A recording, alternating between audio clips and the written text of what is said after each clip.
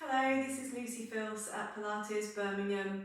Going to show you 4 Pilates exercises that are good for strengthening the pelvic floor. If you have got a prolapsed pelvic floor, these exercises aren't going to be what you need because actually they're a little bit too progressed. You need to be doing the Kegel exercises, which are more internal based and focusing just solely on healing that prolapse. So these exercises are a little bit further on, they're a bit more advanced. So these exercises are good if you just need to strengthen the pelvic floor. So all of these exercises are going to be done in the supine position, lying down. And if you've got a yoga block, use that, or you can always use a ball, a football, or a cushion. Quite a firm cushion is best, so anything that you can use. So from the supine position, lying down, we've got the feet and the knees at hip width apart, the toes in line with the heels.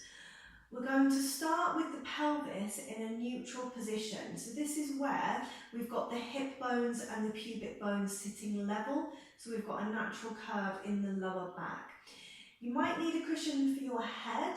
You just want to make sure that your chin isn't pointing up to the ceiling and your face tilting backwards. So you want to have the back of your neck quite long and the face roughly parallel to the ceiling. Shoulders are always resting back and down. So you can have your hands onto your body with this one if it helps you gauge the movement, or you can just have your arms resting by your side. What we want to feel when we're working the pelvic floor is that we're lifting into the internal muscles. What we practice quite a lot in Pilates is drawing the navel back towards the spine. And when we're working strongly with the pelvic floor, it's a similar kind of feeling, but instead of just pulling the belly button back towards the spine, it's like you're lifting the belly button up and back. So you're drawing the belly button up and back. So we're going to work with pelvic tilt. Feet are firm down on the mat, and you're literally just rocking the pelvis towards you, so you're pressing the back down into the mat, and then you're going the other way, creating an arch in the spine. So you're tilting the pelvis back and then tilting the pelvis forwards. So a good way to visualize this if you have trouble getting the movement, if you imagine that you've got a clock face sat on your body. So 12 is up here and 6 is down here on the clock. So you're moving your pelvis towards 12 o'clock and then you're moving your pelvis towards 6 o'clock.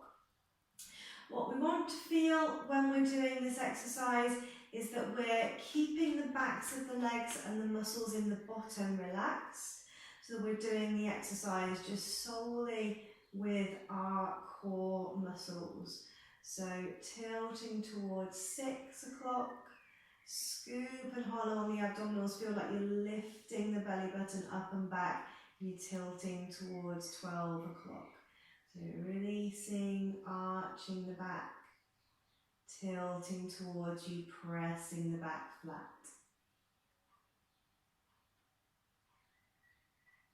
So there's lots of ways you can progress this exercise when you start to get stronger with it. This is where you'll need your block or your ball or your cushion, whatever you're using. And you can place that in between the knees and coming into the fleshy part of the inner thigh. So you're really squeezing onto the block. So actually create quite a lot of force here. We're not just loosely holding it, we're really squeezing, creating a tension onto the block there.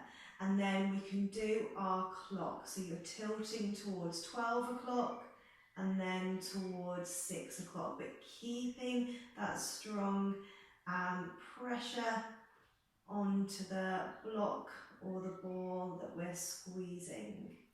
Squeeze, squeeze, tilt towards 12 o'clock, tilt towards 6 o'clock. And really just trying to feel that you're not gripping in with any other muscles. So we don't want to be stamping down into the feet, We don't want to be squeezing with the back of the leg or the muscles in the bottom, and we don't want to be squeezing into the shoulders. We are squeezing the inner thigh to squeeze onto the block, but we're mainly using those internal core muscles and the pelvic floor. So that's one progression onto that exercise that you can do. Another progression onto this exercise is to take it into the full shoulder bridge, which is an exercise we do often in Pilates, but really trying to bring it away from the back of the leg. So we don't want to be squeezing the muscle in the bottom to come up. We want to feel that we're using the core muscles and the pelvic floor to do our tilt to come up. So shoulders are relaxed, feet and knees are hip width, and as you breathe out, draw your tummy muscles in, you're tilting towards your 12 o'clock on the clock, and then use your pelvic floor to lift up. Try not to squeeze the muscles in the bottom too much. You don't have to come up too high, just come up as high as you want to. You're taking a breath in at your highest point, and then you're breathing out, imprinting the spine down. Again, try not to squeeze the muscles in the bottom too much. Feel like you're controlling it by lifting your belly button up and back. You're lifting up with your pelvic floor. So you're breathing in, breathing out.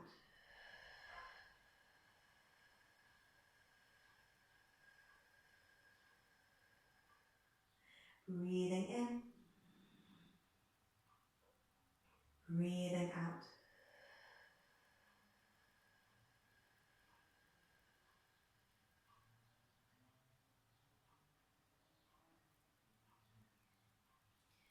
So that's the second progression onto that exercise. So the next exercise we'll have a look at is knees side to side. We're going to have our feet together, our knees together, and we'll take the arms up at shoulder level. So what we want to feel with this exercise is that we're doing it 100% with our core muscles, with our pelvic floor. You don't want to feel like you're pushing into the arms or the shoulders to do the exercise. So we're controlling the knees over to the side, and it's good to remember it's not a flexibility exercise, it's not a stretch, it's really controlled. And then scoop and hollow to pull your knees back to the centre, so hollow with your abdominals. So in breath over to the side, really controlled. Out breath, navel to spine to bring the knees back to the centre. So breathing in.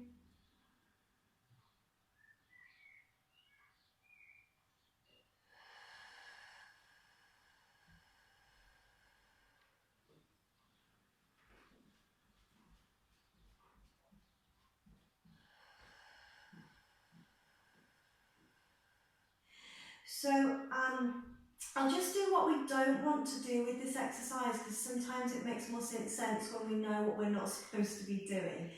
So when your knees go over to the side, we don't want this shoulder lifting up, because if the shoulder is lifting up, usually you've got to push to come back. So we don't want this shoulder coming up. So you're taking it over, keeping it controlled. When your legs are over to the side, you want to literally feel like you're drawing your tummy muscles in to pull your legs back to the centre. So you're keeping all of the weight out of the upper body, the arms are just soft, they're there as a balance, and then you're really drawing your tummy muscles in to pull your knees back to the centre. You can progress this on by raising up into tabletop, or even just bringing your knees in here.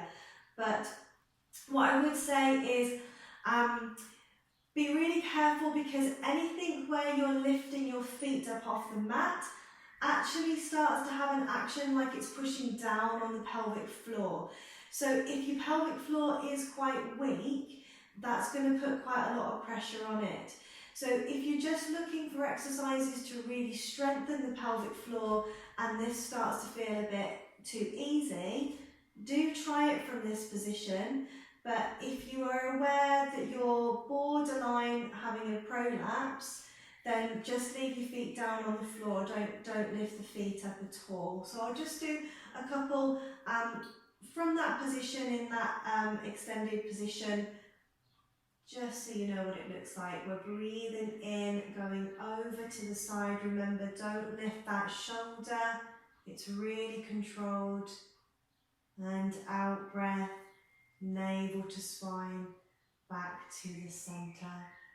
So in breath, over to the side, really controlled.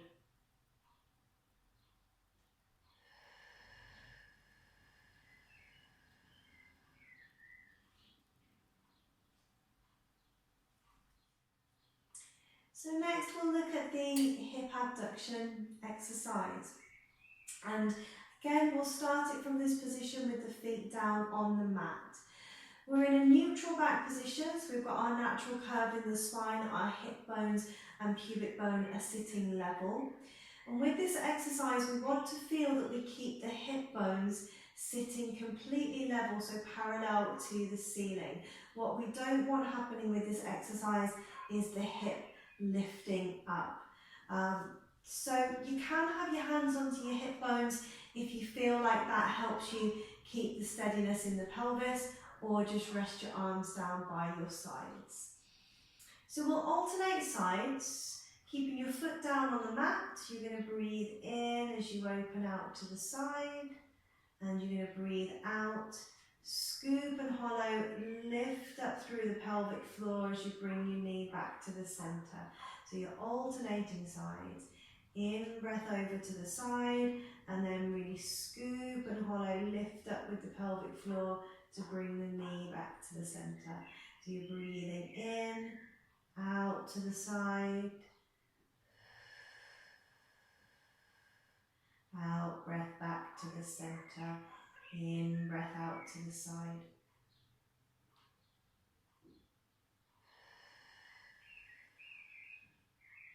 So again, I'll just do a couple, doing it not so well, so we know what we're trying to avoid. We don't want to feel any instability at all. So when that knee comes out to the side, we don't want to feel like we're sort of rocking around. We don't want this hip to lift up. So remember, it's not about flexibility. We're not trying to get our leg all the way over here. That will look a bit different from this side. So we don't want all the back lifting up and the hip rolling.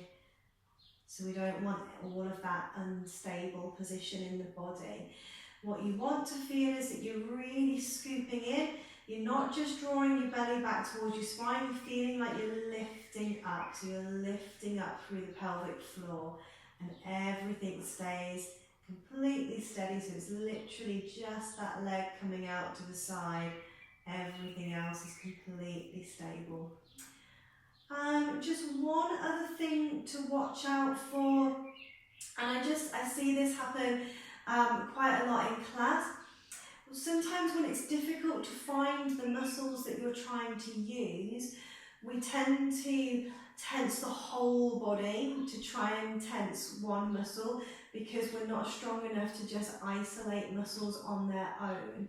So just watch out for, in the process of trying to really engage this navel to spine and lift up the pelvic floor and stabilise, watch out for doing this. I see this a lot in class, where people are taking it all up here in the shoulders and they're literally holding themselves steady but pushing down into the mat. So just watch out for any of that sneaking in. I tend to usually have my arms in this position, because when the palms are face up, it just naturally allows you to relax your upper body a bit more, soften your hands, soften your arms. So we'll just do one more exercise, and I would say this one gets even a little bit more advanced, because we're having to move the foot away from its stabilised position down on the mat. So you naturally do get a little bit more pushing down onto the pelvic floor. We're going to try to activate the upper abdominals as well as the lower abdominals. So we're going to work at holding the rib cage stabilisation as well.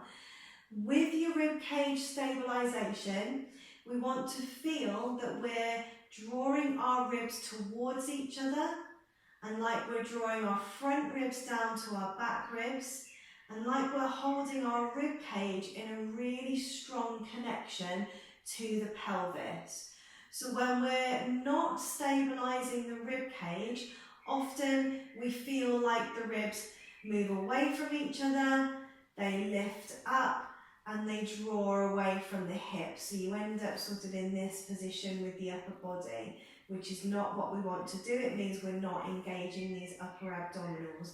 So the ribs moving towards each other, front ribs moving down towards the back ribs, and feeling like we're holding this strong connection so that the rib cage is not drifting away from the hip. We're not drifting away, we're holding it close. Arms are going to be palms face down this time, shoulders relaxed. We'll start on the right leg, so we're drawing down, upper abdominals engaged. We're slightly tilting back with the pelvis, lower back pressing down. We're doing our navel to spine, but we're also lifting up and back, so we're working our pelvic floor as well. We're going to slide the right foot, and we're taking both of the arms over, so you're breathing out. Slide, breathing in, return. You're going to alternate legs, so left leg,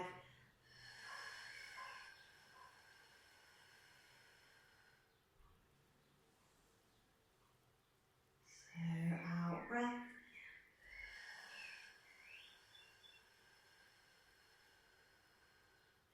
in breath. So the whole of the body is completely stable. The lower back is working towards the mat. The front ribs are held down towards the back ribs, and the rib cage is in a strong connection to the pelvis. So again, I'll just do that not so well so you can see what we're trying to avoid doing. When you slide the foot away, this is the main area we're going to think about. We don't want this happening where we're drifting that rib cage away, the ribs are moving away from each other, and the back is going into an arch. So basically what that means is you've just completely let go of all of that stabilising muscle, all of the core stability, you've just completely let go of it all. So we don't want to be doing this. So really tilting back, pressing down into the lower back, draw the front ribs down to the back ribs.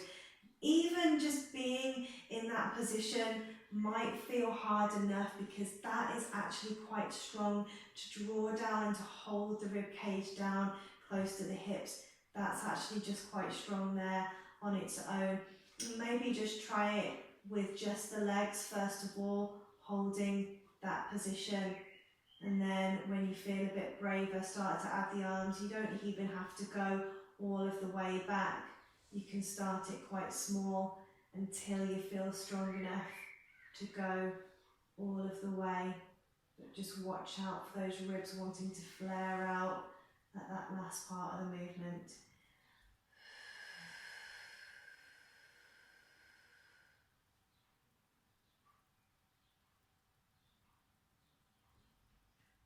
So I hope you found this video helpful, and if you did enjoy the content in this video, please do have a look at my channel and subscribe, and do like and share this video as well. Thank you so much.